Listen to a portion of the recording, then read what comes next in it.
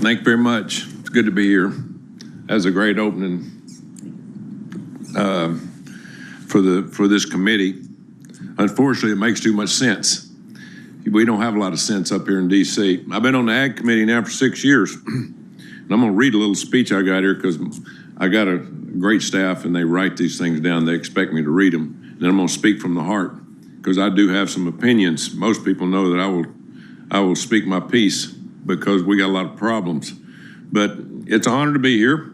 And there's no doubt the backbone of this country is ag and our farmers, 100%. I grew up on a farm. I understand it. I understand the hard work and what you go through. In Alabama, agriculture contributes a little over $77 billion annually to our economy, supports thousands of jobs across our state. I'm the first Alabama senator to be on the Ag Committee for some stupid reason in the last 25 years. We should have somebody on it every year. Ag Committee is different than other Senate committees I serve on. It's not as much political, and that's good. It shouldn't be.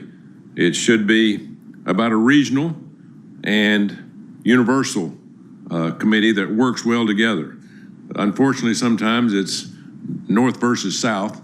Me and Chuck Grassley, who were good friends, I get on his ass all the time about cutting subsidies for ethanol because Iowa they're big on corn. Hell, I'm afraid I'm gonna kill him one day of a heart attack. I keep talking about it, but it's good. It's a good committee. We work well together. You know, throughout my time in the Senate, my priority has been working roundtables around our state, and you just heard we have a committee, Ag Advisory Committee in our state, and I would suggest all states do that, and I've told my colleagues that. We're into livestock, specialty crops, everything, all the way down to seafood.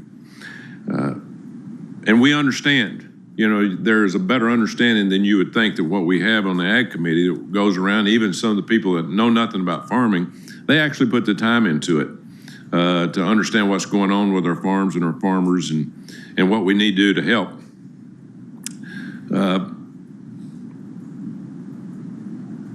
The CFTC is a big part of what we've done for the last 4 years and 5 years through 1 year through President Trump.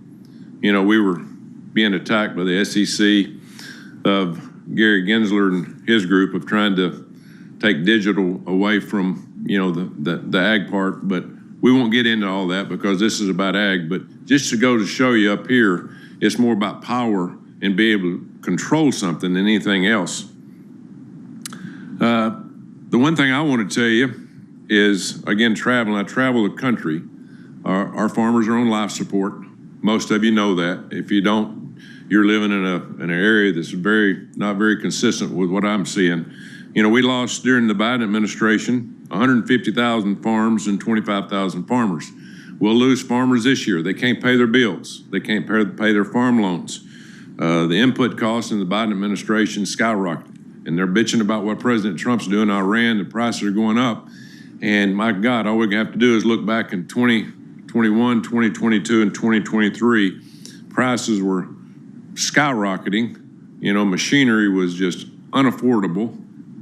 You know, cotton pickers had doubled in price, over $1 million for a cotton picker, which is unheard of. How do you make any money? How do you make profit? But the Biden administration made sure that they put pressure on all the farmers.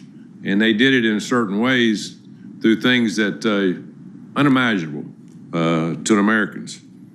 So I just want to tell you that that we're here for you. The Ag Committee, I would suggest that you work very close to them. We need a farm bill, but as long as we have Democrats in Congress, we're not going to have a farm bill. They're not going to vote for anything. They don't want anything to work. They love power, and they would destroy anybody to get that power. And it's just unfortunate. This country shouldn't work that way. It should work a way where we get together, we work together to help everybody. Now, farming is an area that, as I said earlier, it should be universal. Everybody should want it to work. Everybody should want our farmers to be successful. Tariffs should help. If I was the president of the United States and give me a magic wand, I would tariff the hell out of people outside this country.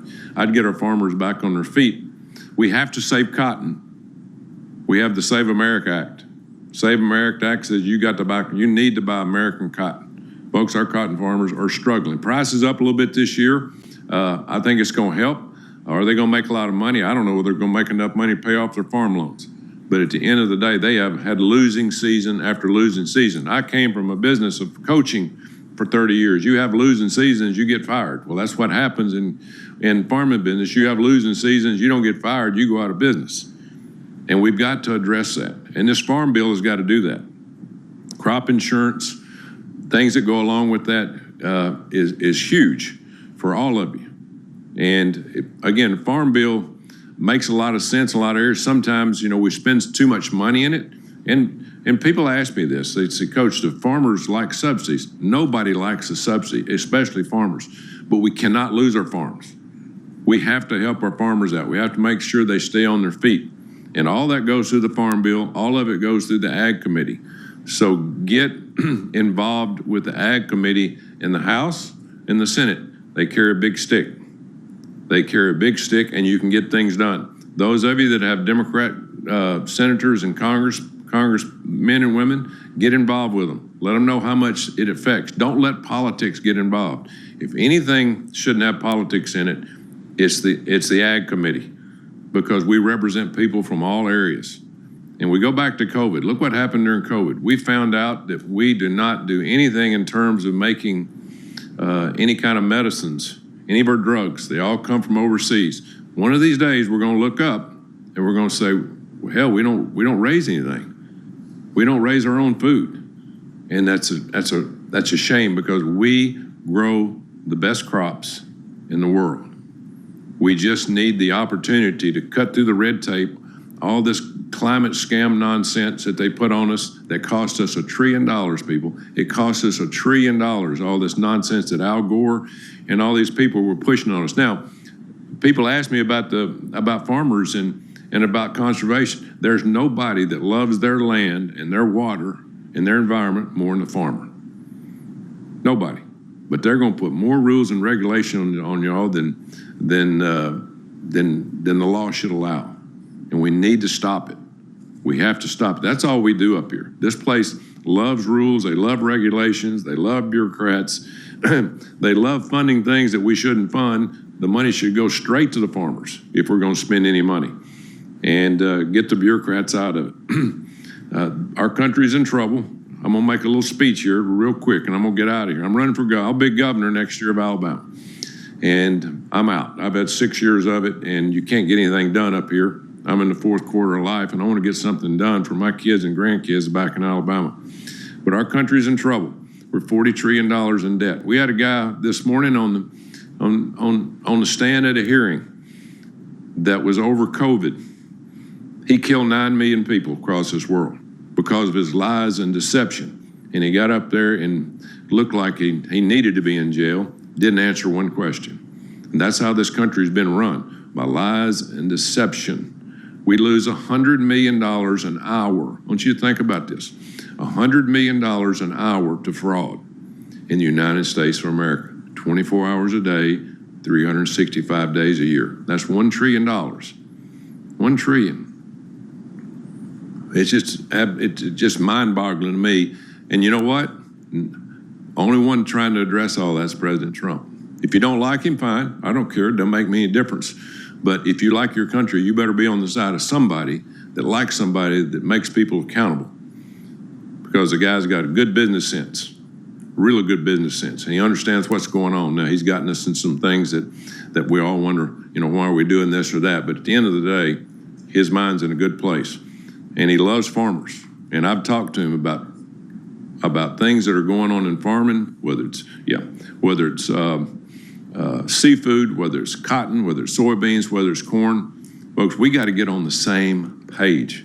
We got to understand that the same page is stay together as farmers and fight for your rights. But get close with your ag committee. Get close with the people that represent your ag, because that's where it starts.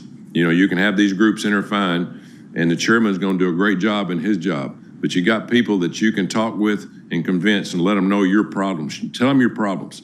Don't let your problems go unsolved, because they can be solved up here. It just takes a little bit longer. So y'all have a good meeting. Enjoy what you're doing. Again, let's make farming better. Let's give the farmers a chance, because the last few years, they hadn't had a chance. You know that. You hadn't had a chance. Do the best you can do. God bless all of you. God bless America. Thank you. Got to get back to work.